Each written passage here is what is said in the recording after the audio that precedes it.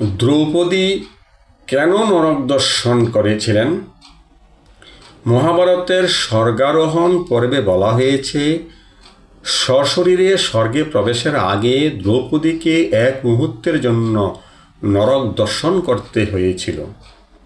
কুরুক্ষেত্র যুদ্ধের পর পাণ্ডবরা যখন স্বর্গযাত্রার উদ্দেশ্যে হিমালয়ের পথে যাত্রা শুরু করেন, তখন একে একে সবাই ক্লান্ত হয়ে পড়তে থাকেন।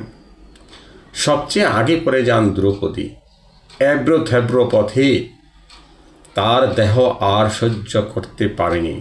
কিন্তু আশ্চর্যের বিষয় হল, মৃত্যুর পর তিনি সরাসরি স্বর্গে না গিয়ে প্রথমে নরকে গমন করেন। মহাভারতের মতে এর দুটি কারণ। অহংকার। দ্রৌপদী ছিলেন অপরূপা রমণী ও রাজকন্যা। নিজের সৌন্দর্য ও মর্যাদা নিয়ে তার মধ্যে একটুখানি গর্বও ছিল।